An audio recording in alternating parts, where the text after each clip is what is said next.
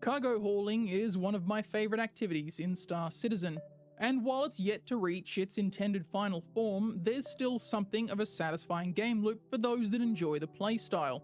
It can be engaged in with a variety of ships and can be run by either a solo player or a crew, with the latter set to become more prevalent and necessary in future updates. Citizens, my name's Beard of Oz, and today I'll be going over cargo hauling as a whole.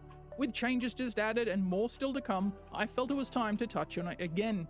I'll go over the basics for those that are newer to the game or perhaps just the profession. I'll discuss some upcoming changes that are set to expand upon the current state of the loop, as well as go over some of my favourite trade routes from the quick and easy for newer players or smaller ships to larger, more investment heavy routes that will strain your wallet but pay out when you reach that final terminal.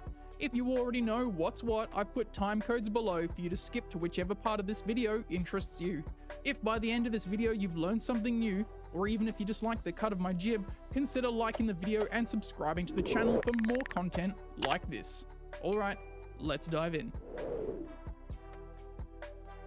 The overall vision for cargo hauling in Star Citizen is to be one of many interlaced factors in a player-driven economy that is ever-changing and evolving, with truly dynamic supply and demand resulting of the sum of player and AI activity in a living, breathing universe. But we aren't there yet. As it stands, cargo hauling is just another game loop that is for the most part disconnected from the rest of the verse and certainly isn't affected by, nor does it affect, the economy. But that has slowly started to change in part, especially with the introduction of the physicalization of cargo. While it doesn't change the state of the economy, it does however allow for the expansion upon certain areas of gameplay, piracy and salvage being the main beneficiaries.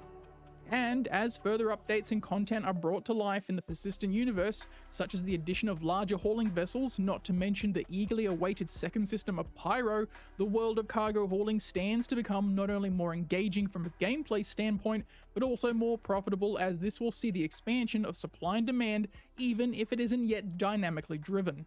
The recent changes to mining have already seen a shift in the value and direction of cargo, but more on that later. So let's get the how-tos out of the way. To get involved in cargo hauling, you're going to need two things. The first is a ship with cargo space. This is denoted by an SCU value. SCU stands for a standard cargo unit, and the more of these you can fit, the more you can haul. The more you can haul, the more you can make. Pretty simple, right? Now in this regard, not all ships are made equal, as some will be able to haul much more than others, but don't let this get you down. For even a small ship with a limited amount of cargo space can make you profit. For those of you that have a ship with very little to no cargo space, ships such as the Drake Cutlass Black and the Misk Freelancer can be rented for more than a modest fee. The next thing you'll need is money. When it comes to the traditional cargo hauling loop, you'll need money with which to purchase, to then transport and sell. There are of course other ways to acquire said cargo, but that's another video for another time. Alright. Assuming that you have the two things needed for the cargo hauling loop, we can move on to the next step. In order to purchase cargo, you'll need to go to a location that sells it. This can range from mining facilities, research facilities, hydroponics labs, and illegal operations located on planets, moons, cities, and space stations. If you're buying from a location at an outpost on the surface of a planet or moon, the trade terminal is usually located in the building with this telltale antenna-looking structure with orange lights, often labeled as the storage building. Otherwise, at cities or stations, this might be the TDD, the Trade and Development Division, or the Admin Office. With your cargo-capable ship nearby, whether stored or not, approach and interact with the trade terminal. On the left-hand side of the display, you'll have a drop-down menu. Select the ship you are intending to haul with and it will bring up the cargo grid reference. This will inform you of how much cargo space the ship has and also what cargo you are currently carrying, if any. In the event that you have something currently in the hold of your ship, whether it be a package, vehicle, or delivery of meat to Grimhex, any unavailable space in your vessel will be marked with these red X's. Assuming you have space with which to store, the options of purchasable cargo will appear on the right-hand side of the display. The available quantity to purchase will be noted for each cargo type, and should a specific cargo be sold out, it will also be noted here. This will happen often with popular and lucrative cargo options.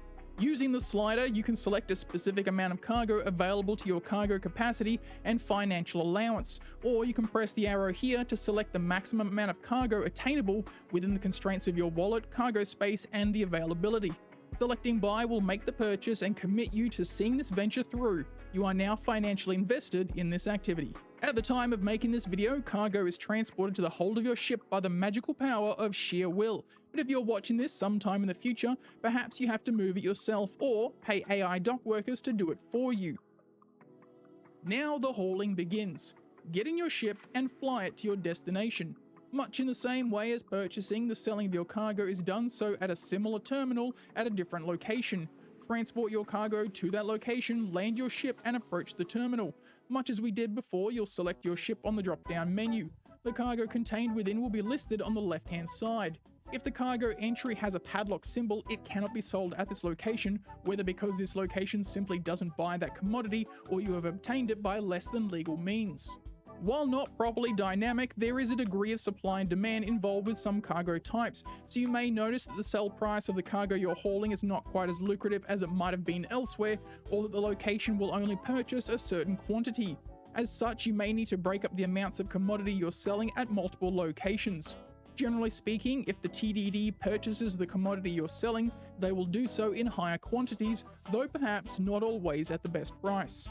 Once you're happy to sell, select the commodity and the amount and sell. With the recent terminal update introduced in 3.18, you can now select the sell tab on a terminal to see what commodities a location will purchase, so it never hurts to look while you're here to prepare for future purchases. With the addition of physicalized cargo, the hauling of commodities now comes with more risk than before. This is a venture that not only requires the investment of time, but also of alpha UEC too. As it stands, there is no insurance of cargo commodities purchased, so in the event of a terrible accident, the investment you made can quickly become a loss, and should the cargo you're hauling be of significant value, there's always the risk of piracy. The physicalization of that cargo means that should your ship suddenly stop, drop, and open its doors, the valuable commodities within can be transferred to another and sold on. At this point in time, commodities not purchased by yourself can only be sold at a no questions asked terminal. Excluding narcotics, this will generally be at a lower value than what you would have sold them for at a legitimate place of commerce. But considering that those in the business of taking didn't have to make an initial investment of credits, it's all profit to them.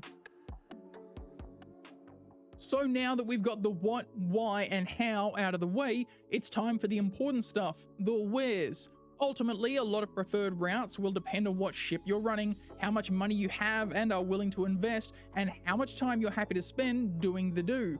With that in mind, here's 3 of my favorite trade runs, starting from small potatoes up to the big money makers. Bear in mind that as the game progresses with additional updates, some of these routes may become more or less lucrative as time goes on, not to mention that the more people haul, the more you may find some of these commodities being less abundant. If your favorite route isn't mentioned here or you think you found a better way to do it, let me know in the comments section below.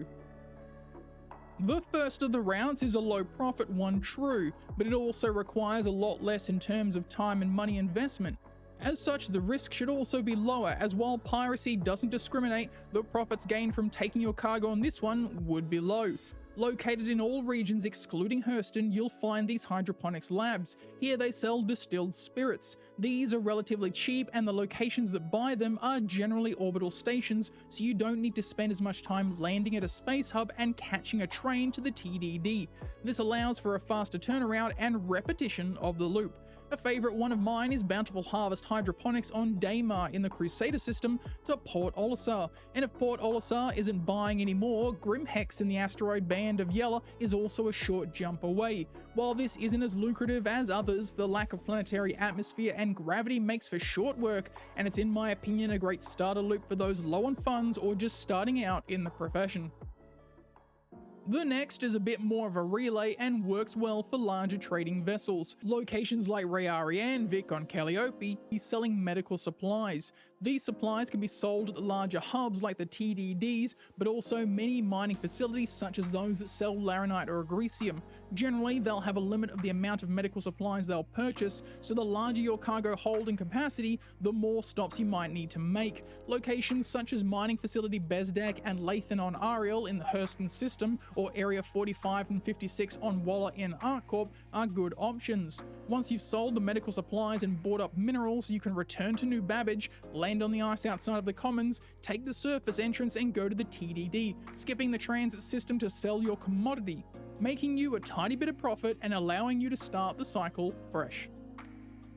The recent changes to mining in Update 3.19 have implemented a shift in resource allocation and value, and while this serves to primarily boost the variety and value of the mining game loop, some of those changes have had a positive effect on the landscape of cargo hauling, primarily when it comes to the commodities of beryl, gold, and diamonds. These commodities need to be sold at the TDDs and can be purchased at a few key locations. My favorite of these commodities is diamond, with a profit margin of roughly 900 alpha UEC per SCU traded, meaning the larger the vessel you haul in, the more you can make, so long as you have the funds to buy in. For those of you fond of trading in the Hercules C2, this loop is especially profitable in ArcCorp, with the mining areas 45, 48, and 56 selling up to 1000 SCU of diamonds. Buying and selling a full load in the C2 will net you roughly 500,000 credits in profit per run. One of the most profitable lines in hauling, but also the riskiest, are the narcotic commodities. I won't go into too much detail on this in this video, but be sure to check out my illegal cargo guide here. I'll also put a link to it in the description below. Be warned, however, given the popularity of these commodities, supplies are often limited and the locations to sell them at are often dangerous as they aren't armistice zones. Note also that you need to sell narcotics at a no questions asked terminal, so the payout you'd receive is the same as what a pirate would, so haulers of illegal commodities are the most profitable for those that engage in this PvP exercise. So now that you know what to do and have a few places and commodities with which to start doing it, get out there and start hauling. If you have any routes you'd like to share or any important bits of information you think I missed, feel free to let me know in the comments section below. If you enjoyed the video or learned something of value, consider leaving it a like and subscribing to the channel for more videos like this. If you'd like to go one step further in supporting the channel, you can become a member today for just $1. I also stream on Twitch. I'll leave a link to that in the description below. As always, citizens, stay safe in the verse, and I'll catch you all next time.